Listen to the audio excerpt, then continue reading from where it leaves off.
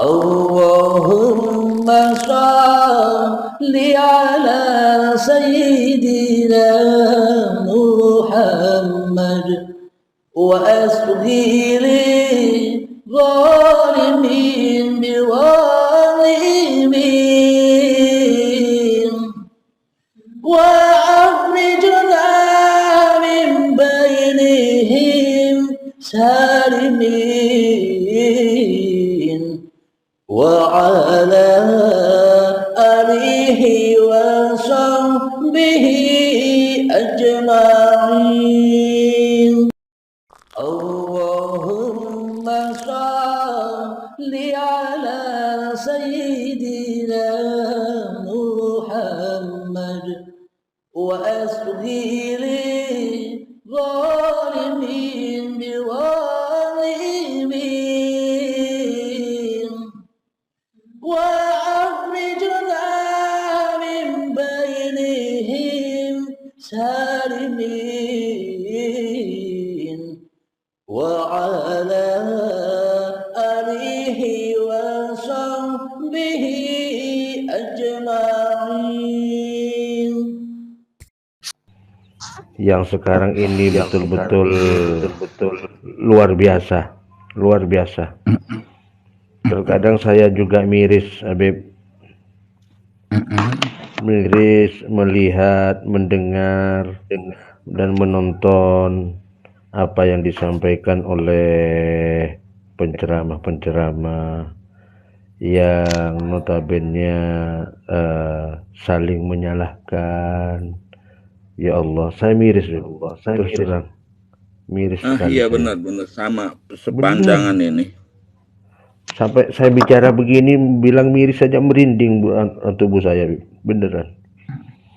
Karena apa? Agama Islam, mau Kristen, mau Buddha, Hindu, keheningan, kepercayaan, Konghucu, apa saja itu semuanya makhluknya Allah. Iya benar. Kita memanusiakan manusia, hormatilah, gitu loh. Jangan mencaci, jangan mengadu domba. Apalagi sesama penceramah saling menyalahkan. Miris sekali saya, Beb. Miris. Kalau saya asli Madura, Beb. Madura, Ren Kemah, Madura. Madura Kemah, Mas. Saya insya Allah mohon maaf Beb. Saya masih keturunan dari Sayyid Zainal Abidin Basunan Cendana. Subhanallah. Saya pun juga bertemu dengan rohnya yang sudah meninggal itu, Sayyid itu, ya enggak? Iya. Bong satu, rohnya satu, ya enggak? Betul. Betul. Jadi itulah yang maknanya begini. Meskipun saat ini kita dipertemukan dengan Nabi Muhammad yang dulu, iman kita belum sama dengan imannya Kanjeng Nabi Muhammad. Meskipun kita berhadap-hadapan, apa bedanya Nabi Muhammad duduk dengan orang Yahudi dan Nasrani? Ya enggak? Apa bedanya? Wong imannya beda, ya kan? Kalau Nabi Muhammad imannya tiada Tuhan selain Tuhanku yang berkuasa atas diriku. Tapi kita tiada Tuhan selain aku sendiri, Allah Gaib. Kan beda, ya enggak? Imannya saja beda, syariatnya juga beda. Sholatnya beda, meskipun katanya sama. Tapi ini sholat maksiat. Beda dengan sholatnya Nabi Muhammad, ya kan? Iya benar. Nah, kita selama ini mengagung-agungkan Nabi Muhammad seolah-olah apa yang dilakukan oleh Nabi Muhammad kita ikuti. Seumpama kita sama-sama tidak pakai mobil, tidak pakai motor, tapi naik onta saja, hidup di Mekah. Meskipun begitu, ya tidak sama dengan Nabi Muhammad. Kenapa? Imannya beda, iya kan Kang Mas? Iya betul. Akan tetapi bila imannya sama, selaras, selurus dengan Kanjeng Nabi Muhammad, bahwa roh ini roh Allah, meskipun saya naik mobil, meskipun saya naik motor, sama-sama lillahnya. Ketemu ndak? Sama ndak kira-kira?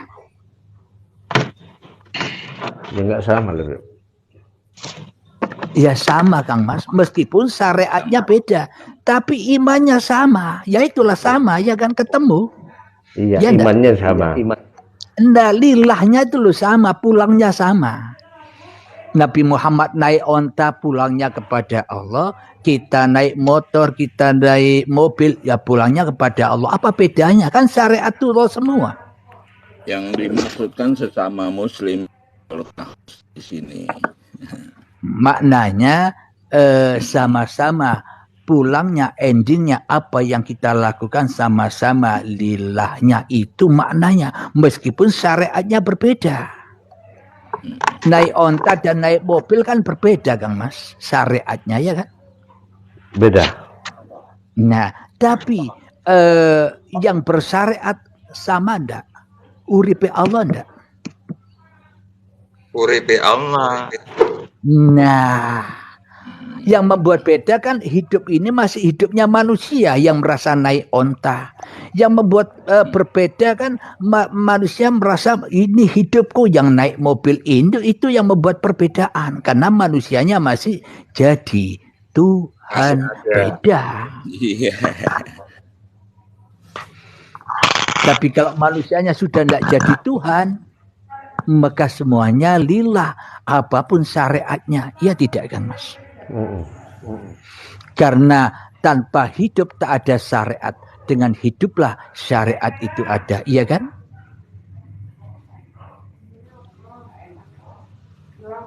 Terkadang Berarti, memang apa yang disampaikan oleh orang lain, kita harus betul-betul memahami dan mengerti. Jangan hanya jadi orang pintar saja, tapi tidak mengerti. Kadang yang disampaikan orang nggak ngerti pada dasarnya. Yang disampaikan Habib ini kan pada intinya, yang sejatinya kan begitu. Ya lumrah Kang Mas, lumrah. Karena kita, saya, Anda dan semua manusia itu diperankan oleh Allah beda-beda, tidak ada yang sama. Lumrah kan? Ya enggak? Betul lumrah. Jadi kita hanya bisa memaafkan apapun itu. Kenapa? Karena tak sebiji darah pun orang yang berbuat jelek kepada kita bisa bergerak, bisa menjelekkan kita tanpa Allah, ya enggak? Iya. Akhirnya jadi indah. Indah di dalam keburukan, indah di dalam kebaikan. Kenapa? Karena sama-sama sudah kita lilahkan daripada linasnya, ya enggak Kang Mas?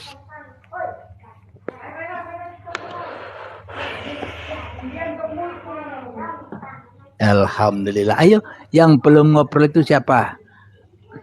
Cak Mo, siapa? Ayo, silakan. Gantian saya yang mendengarkan Anda, biar nambah ilmu. Monggo dilanjut. Silakan perkenalan. Memang begini, Beb.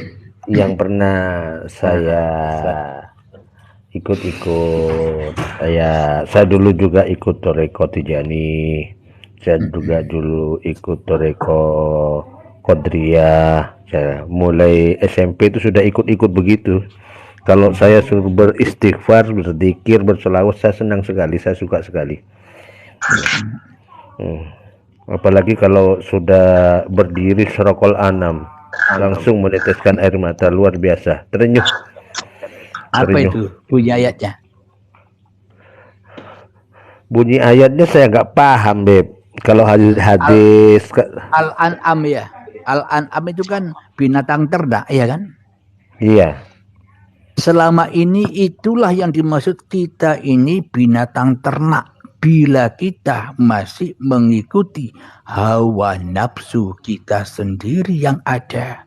Kita mengikuti hawa nafsu kita sendiri yang wujud, yang hidup. Ya itulah derajatnya lebih rendah daripada binatang ternak. Itulah surat Al-An'am itu.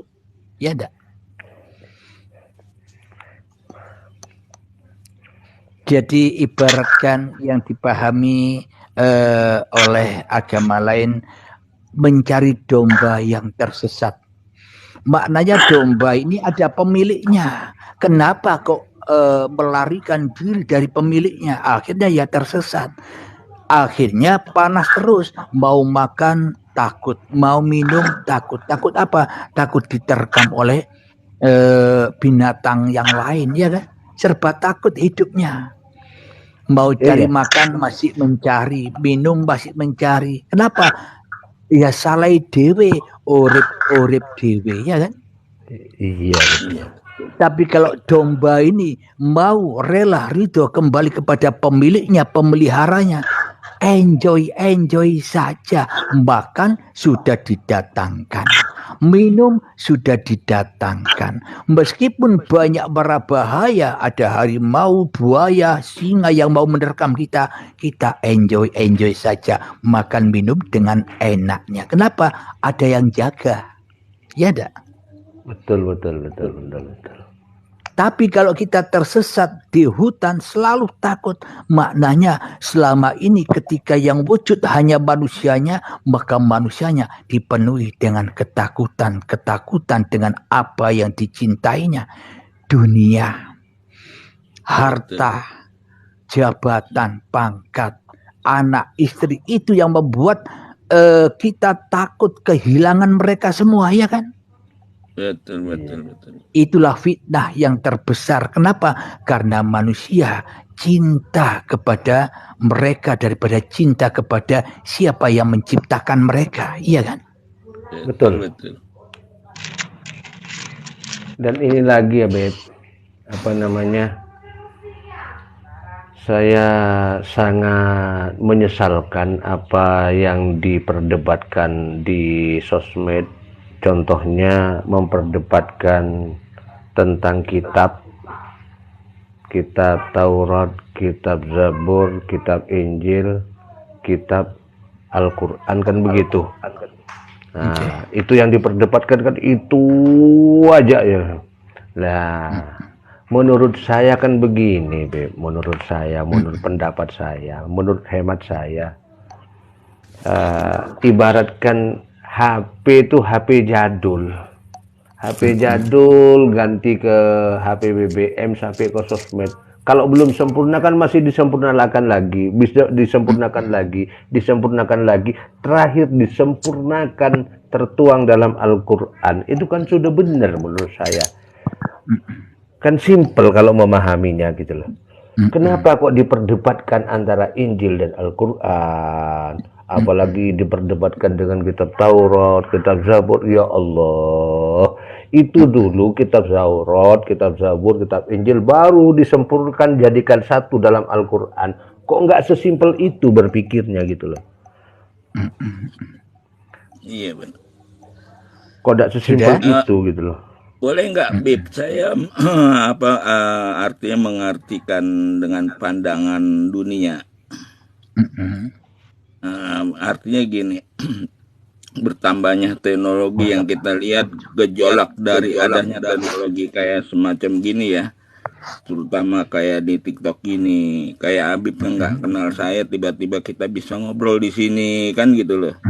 Dan itulah satu kebaikannya ya kan. Bisa nggak kita pandang ini adalah akhir zaman yang mana ada tanda di sini adanya gejolaknya Dajjal kayak gitu. Ada turunnya Nabi Isa, karena perdebatan ini mungkin mencari kebenaran gitu, atau kita katakan ada tanda-tanda akan keturunan turunnya akhir zaman ini, kehadirannya Nabi Isa Al-Masih gitu. Gimana itu kalau mandang kesegarasan Nabi? Tolong diluruskan, Bib. Mohon maaf kalau ada ucapan yang salah dan yang salah. Bib. Sama-sama. Sebelum saya menjawab, tolong ditanggapi Kang Mas yang lain. Moga ditanggapi. Dajjal itu yang paling bahaya, bukan yang disampaikan oleh penceramah itu. Tapi Dajjal yang paling berbahaya adalah Dajjal yang ada pada diri kita sendiri. Subhanallah.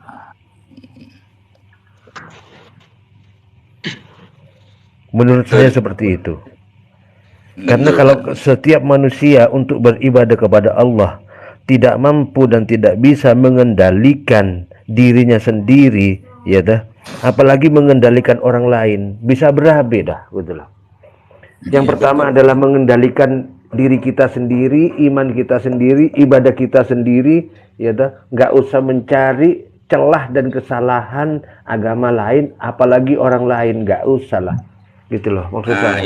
Itulah tadi maksudnya arahnya ke sana Bang Cak Nudin gitu loh, tanda-tandanya Dajjal turun gitu loh.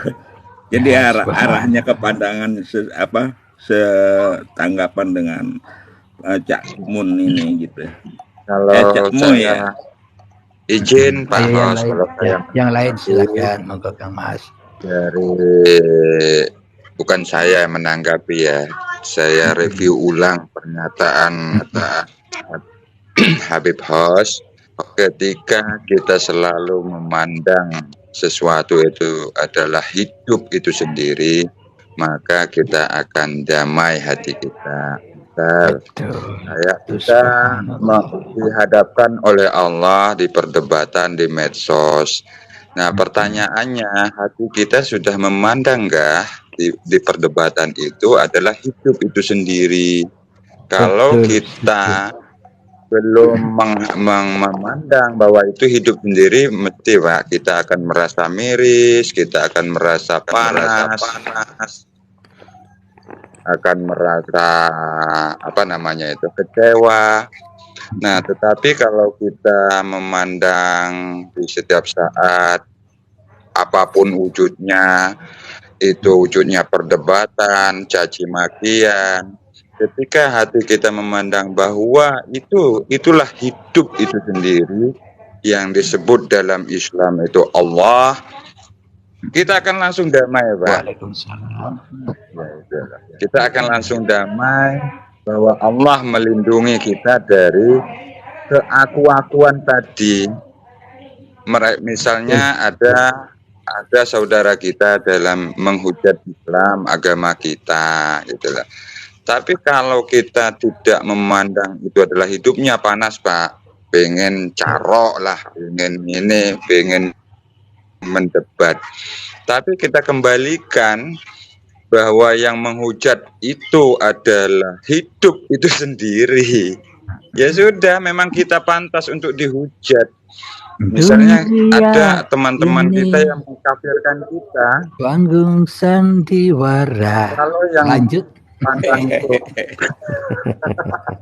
mengkafirkan itu adalah hidup itu sendiri, memang pantas, Pak. Seorang Bentuman ini dikafirkan. Memang pantas, memang layak dikafirkan oleh hidup itu sendiri. Karena sejatinya karena selama ini sudah kafir, ya kan? Sudah kafir. Jangan mempermainkan kehidupan agar tidak dipermainkan oleh kehidupan. Betul. Temulah Pak kita. Jadi tidak ada Pak miris, tidak ada kecewa, tidak ada gimana gitu loh. Baru itulah. Sebetulnya begini Bapak, ya ta. Sebetulnya begini, ya ta. Kalau menyampaikan segala sesuatu, kita kan harus dipikirkan dulu. Ini yang mendengar siapa? Ngopi dulu ya Kang Mas ya. Ya. Ini yang mendengarkan siapa? Kalau sekiranya yang disampaikan itu dapat mengecilkan iman seseorang, khususnya agama Islam, kenapa disampaikan gitu loh? Terkadang begitu, Pak. Kesannya beradu domba. Kalau sekiranya bisa meningkatkan iman seseorang kepada Allah, sampaikan. Tapi dengan kelembutan. Gitu loh. Harapan saya kan seperti itu.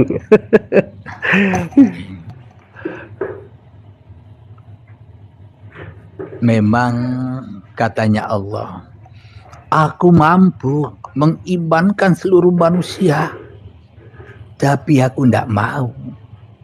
Ya enggak? Maknanya Allah enjoy saja, Allah jais dengan apa yang diperankannya.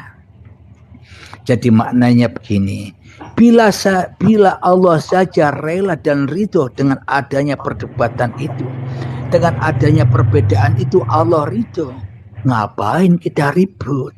Kenapa? Apa buktinya Allah ridho? Kalau Allah tidak ridho ya tidak ada perdebatan. Kalau Allah tidak ridho ya tidak ada agama-agama yang banyak di dunia ini. Inilah yang disebut semuanya di dalam ridhonya Allah bila hati kita sudah rela ridho mengembalikan diri kita kepada Allah. Iya tidak Kang Mas? Betul.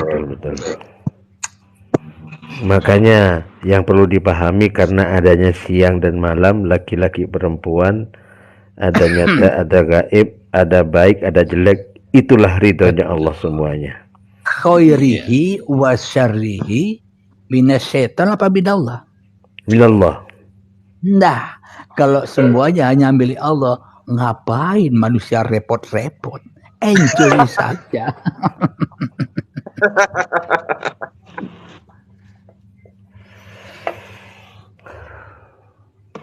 Inilah yang dimaksud surga itu ketika manusianya sudah bisa enjoy saja di dalam menatap atau di dalam menyaksikan hal yang ada di luar dirinya. Iya kan Kang Mas?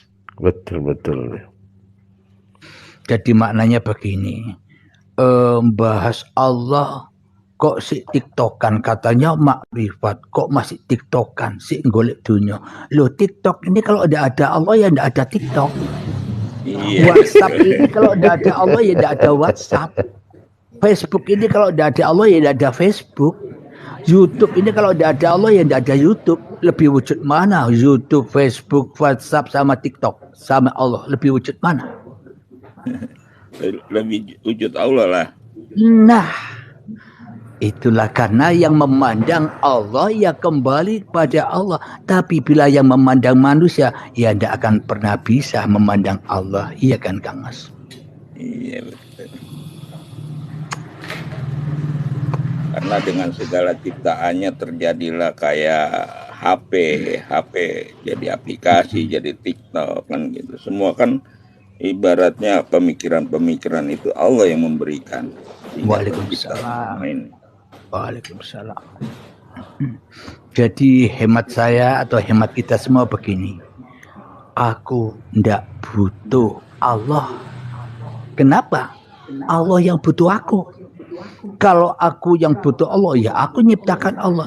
Tapi kenapa Allah menciptakan diriku? Itulah bukti bahwa Allah butuh bertajalli kepada diriku agar diriku bisa diperankan Allah. Tidak begitu Kang Mas? Iya betul. Semuanya kembali kepada Allah.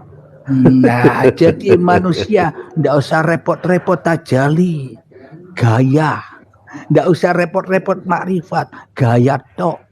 Maknanya makrifatullah itu terjadi bila manusianya sudah tidak merasa makrifat lagi kepada dirinya, apalagi kepada Allah. Ya enggak? Betul.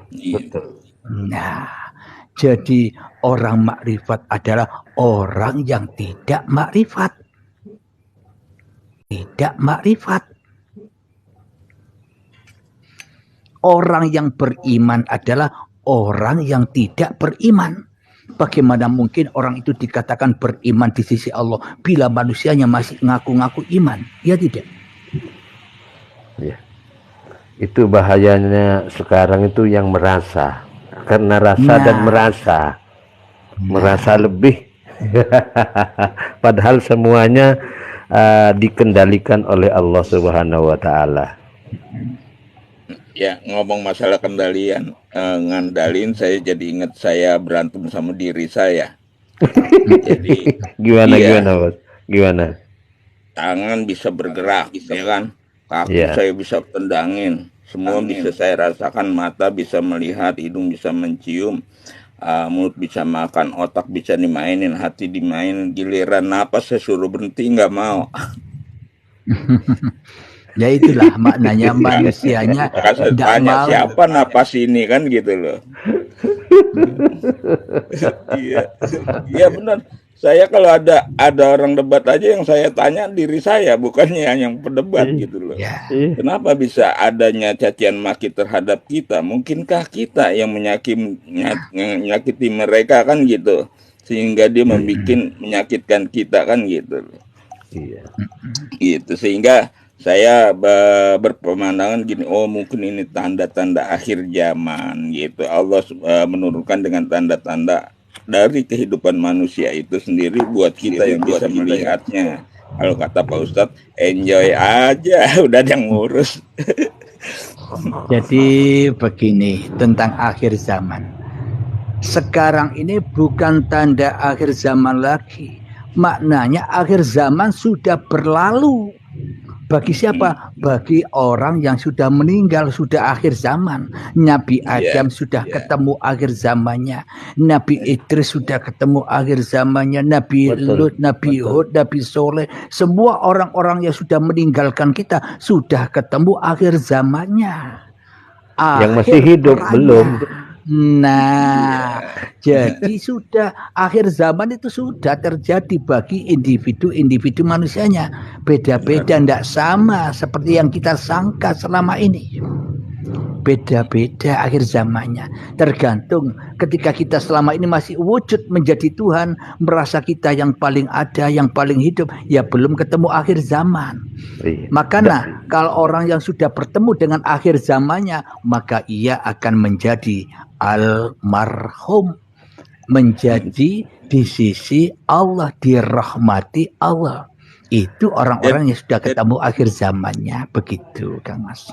Jadi begini, jadi saya kembali lagi tapi begini nih. Tidak dimengerti, ini candaan tidak aja ya dipahami. Bib ya. Jangan dipahami ya, ngalor ngidul.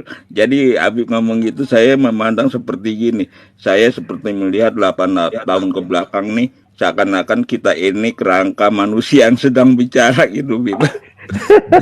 Maaf nih Bib ya, jangan diartikan macam-macam. Memang begitu, maknanya wayang ini tidak bisa main-main sendiri. Ada yang memerankan.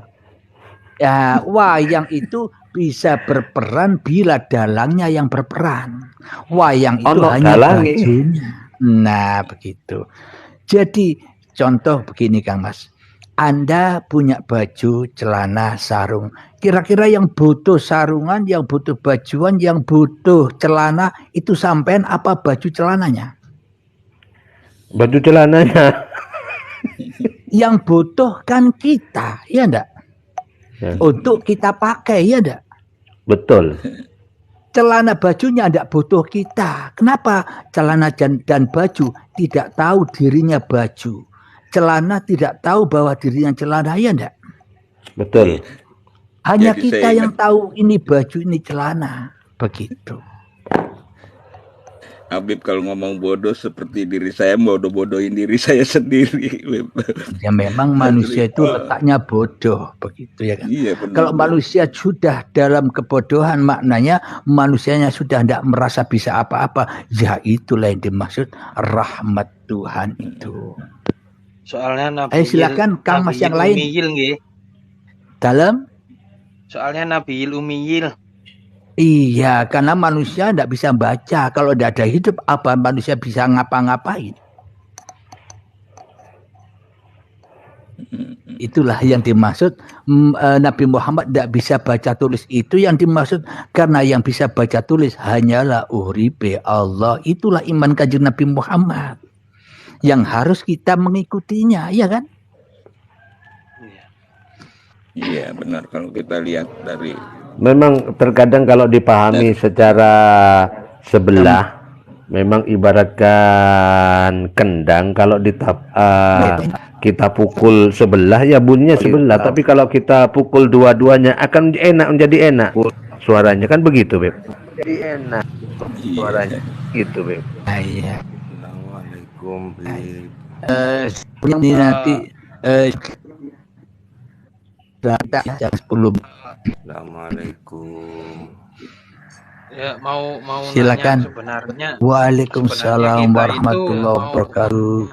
Silakan Gus. Kita itu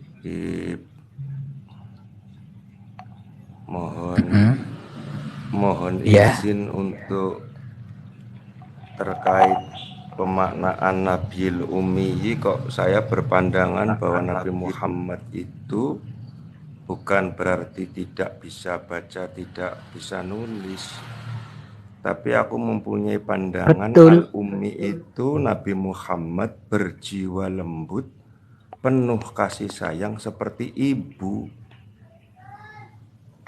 Betul. Al-ummi itu yang pertama. Yang kedua, al-ummi itu artinya Nabi Muhammad tidak butuh membaca dan tidak butuh menulis.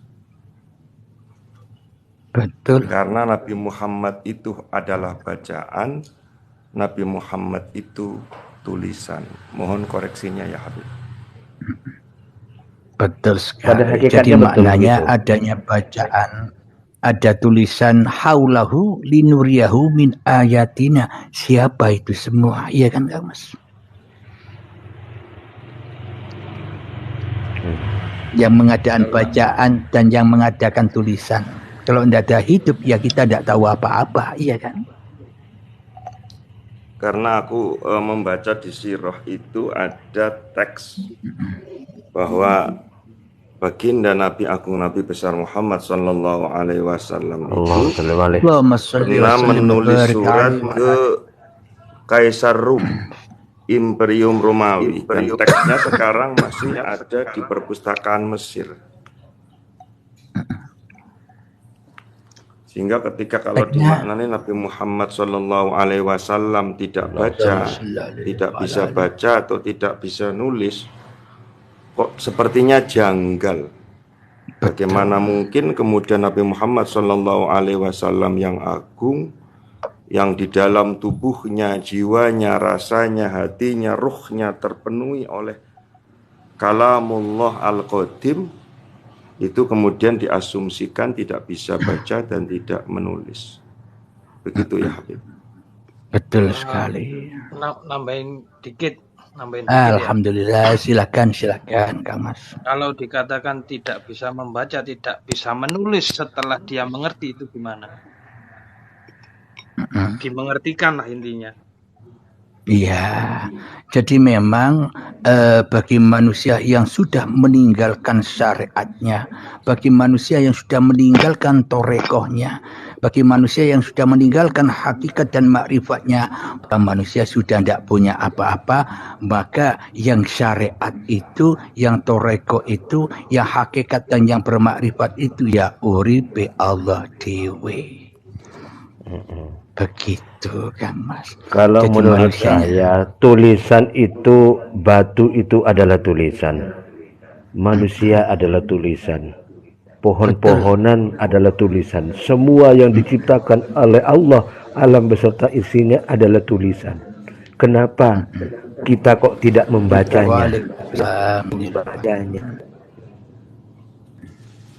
Iya.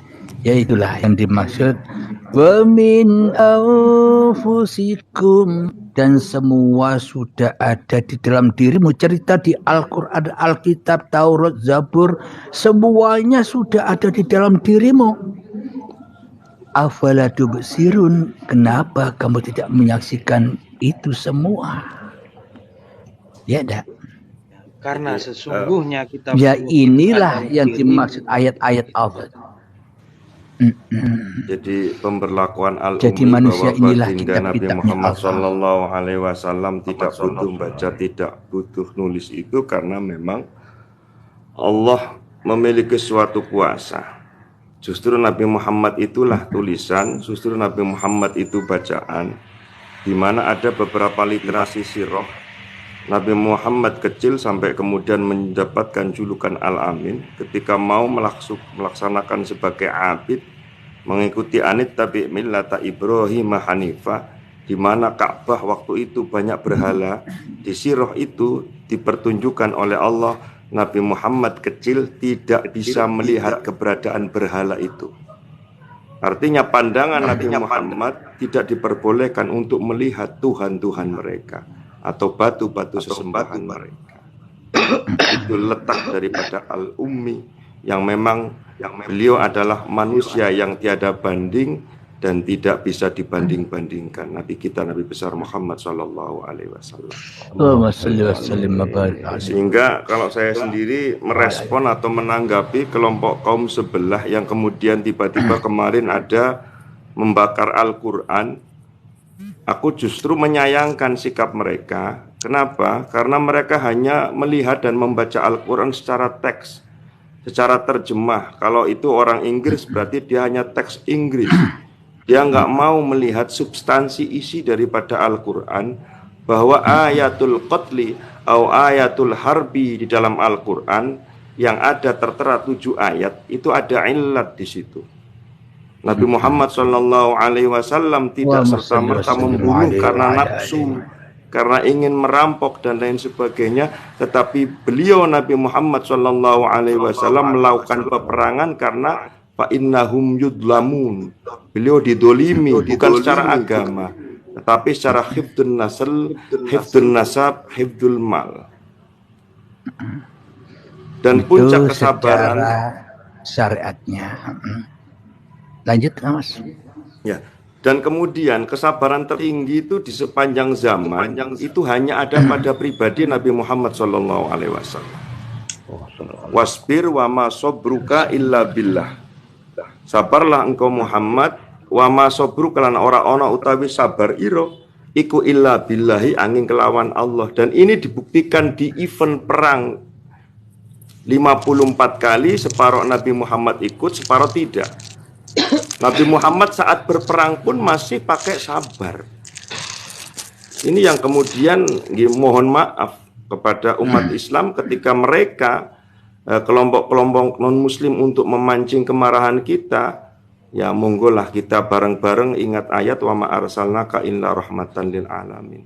Biarkan mereka menghujat, mencaci dan lain sebagainya, walaupun mungkin ada yang ikut-ikutan ketus ya, tapi masa iya para habaib yang di room ini ikut-ikutan kan ya jangan ya. Begitu maksud saya. Itu katanya bahwa mari kita tunjukkan nilai-nilai rahmat itu sendiri, bahwa yang namanya dakwah itu dengan merangkul, tidak memukul dan lain sebagainya. Cuma ini sekali lagi sebagaimana yang di typing ya, Habib Khos mohon izin aku minta penjelasan untuk menanggapi atau merespon tuduhan mereka tentang sangkaan atau tuduhan dalam tanda kecil lah, yang kemudian mereka mencoba menaikkan darah kita, membuat kita emosi sehingga mereka berani menyatakan bahwa Nabi Agung Nabi Mulia Muhammad SAW menikahi gadis di bawah umur dan diasumsikan sebagai pedofil. Iya, mohon aku kepengin ada jawaban yang apa ya, yang memang tidak ada di otak saya. Aku pengen itu seperti itu. Barangkali ada yang bisa mau memberikan nasihat untuk saya. Matur nuwun, mohon maaf kalau aku ngomongnya terlalu panjang. Mohon maaf. Begini. Ayo silakan Kang Mas yang lain ditanggapi. Memang cara pandang kita berpikir itu tidaklah sama, gitulah. Apa yang disampaikan oleh Ustadz tadi memang betul adanya. Kalau kita flashback ke belakang, segala sesuatu ada bahasa begini, mohon maaf, kurang lebihnya. Wong Islam atau orang Islam, bahkan organisasinya tidak bisa menata manajemen organisasi yang baik, yang tepat dan benar. Sedangkan dari sebelah itu sekecil apapun, gitu, sekecil apapun, selalu dicari kesalahan dan kelemahannya untuk mendoktrin agar supaya bukan antar agama. Sesama agama itu diadu domba dengan sekecil apapun, membuat VT begini, membuat video begini, membuat pernyataan yang begini. Hal yang sekecil apapun seperti itu. Coba, kalau satu pintu maksud saya, satu komando, satu pintu, sebuah organisasi Islam, satu pintu dan satu suara, satu komando, insya Allah bisa. Sedangkan di sebelah, misal kayak pendeta Semuanya itu satu komando dan satu suara. Sedangkan di Islam, sekecil apapun kesalahan dan kekurangan itu selalu dicari untuk diadu domba sesama Islamnya. Menurut hemat saya seperti itu. Kita tuh harus berhati-hati gitu loh. Cuma kita yang di atas saya doakan para kiai, para ulama, mudah-mudahan bisa membangun organisasi yang solid dan satu suara, satu pintu. Harapan saya seperti itu. Soalnya yang sebelah memang begitu gitu loh. Islam itu selalu dicari kelemahannya. Ya, yang paling mudah diadu domba antar suku, antar ras, antar agama. Seperti yang barusan terjadi di Pamekasan. Aduh. Gitu loh. Menurut saya seperti itu. Karena apa? Kesalahan sekecil apapun, celah sekecil apapun akan dibuat menjadi sebuah perdebatan. Menurut saya seperti itu. Mungkin yang lain ada tambahan pendapat. Yang lain silakan. Yang lain silakan. Ya kalau menurut saya sih kita harus suaranya kurang kenceng, suaranya kurang keras. Ya, kencengkan suaranya Kang Mas. Sebenarnya kan ini sudah dicontohkan semuanya. Ketika kita dibakar, maka kita harus menjadi Nabi Ibrahim yang tidak merasa panas dengan bara api. Dengan cara apa? Itulah yang perlu kita cari. Oke.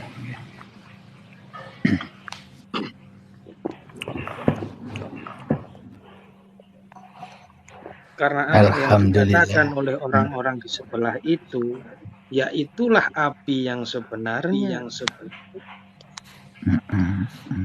Subhanallah. Matur suwun. Kalau apinya sudah membara, ngapain kita masuk ke dalam api?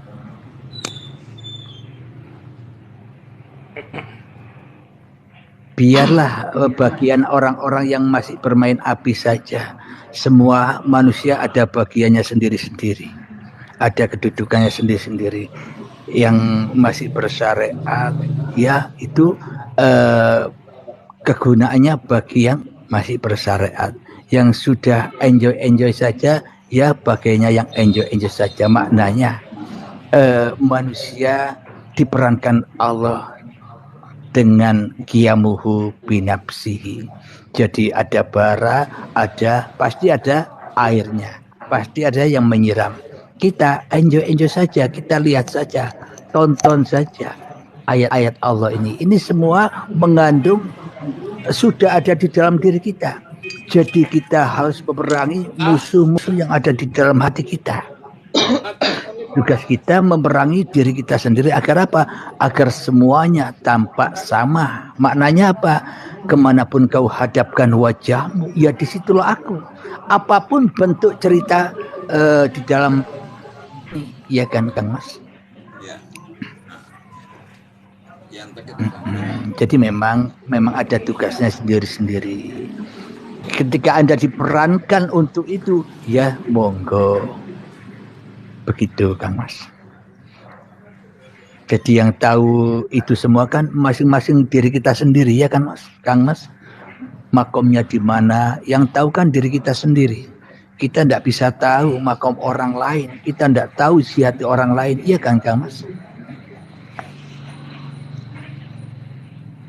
Nggih. Habib, ya. Kapan pulang ke Pasuruan, Habib? Mohon maaf memotong pembicaraan. Allah mengizinkan, tapi saya tidak tahu kapan-kapannya. Kenapa? Karena saya hanya makmum kepada apa yang diperankan Tuhan. Jadi tidak bisa acara-acara kemana-mana.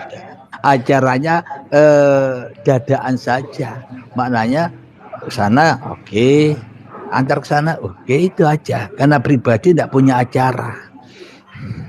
Karena Sambungannya ke diri kita, Habib Abdullah kok dekat sekali, Beb. apanya itu? Jenengan. Habib Abdullah siapa maknanya? Yang di Pasuruan.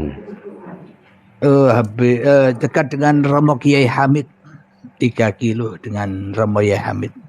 Ke barat atau ke timur? Saya ke utara, paling ujung sendiri, pelabuhan. Pinggir pantai. Iya, pelabuhan, jalan pelabuhan. Tapi sejak 3 tahun ini dihijrahkan ke Langkat. Jadi ceritanya ada orang Langkat ini selalu nyimak video YouTube saya, sehingga kok pengkajiannya mudah diterima, kok cocok, sehingga saya ditawarin, Kang Mas mau ndak hijrah ke Langkat? Nanti kalau mau saya buatkan pondok dan tempat tinggalnya. Kira-kira habis TKM-an itu buat pondoknya. Ya akhirnya ya inilah ceritanya.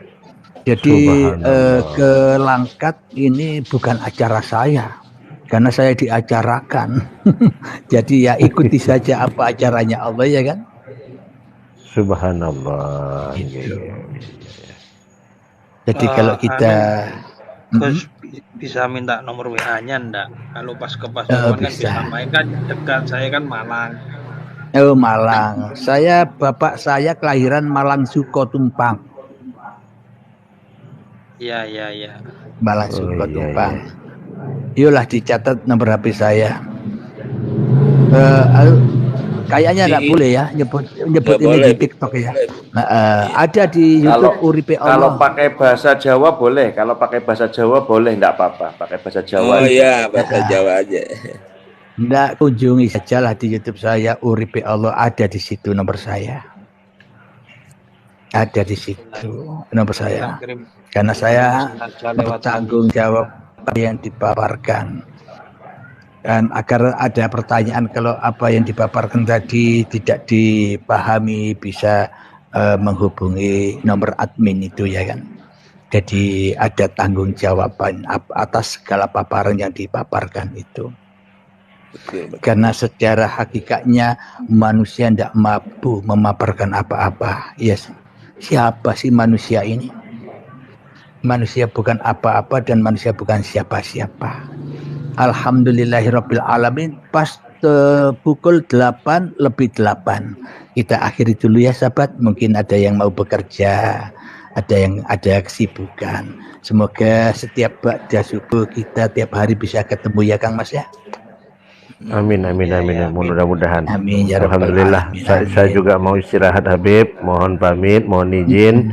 Mungkin ada penyampaian kata dan bahasa, ucapan yang kurang berkenan, mohon maaf yang sebesar-besarnya. Karena saya juga harus istirahat karena mulai kemarin belum tidur. Iya. Alhamdulillah. Istirahatlah. Saya akhiri dengan doa ya. Bismillahirrahmanirrahim. Allahumma ya qadiyal hajat, Allahumma ya mujibad da'awat, Allahumma ya rafi'ad darajat, Allahumma ya muhillal muskilat, Allahumma ya syafiyal amrad, Allahumma ya kafiyal muhimmat, Allahumma ya dafi'al baliyat. Rabbana atina fid dunya hasanah wa fil akhirati hasanah wa qina adzabannar. Wa sallallahu ala sayyidina Muhammad wa ala alihi wa sahbihi wa sallam. Walhamdulillahi rabbil alamin. Akhir kalam. Assalamualaikum warahmatullahi wabarakatuh. Waalaikumsalam warahmatullahi wabarakatuh. Mohon maaf saya juga ya Kang Mas ya. Nggih. Sami-sami. Terakhir, Allahumma sholli ala sayyidina Muhammad. Allahumma sholli wa sallim wa barik alaihi wa ala alihi. Betul. Allahumma sholli ala sayyidina Muhammad wa asghili zalimin biwa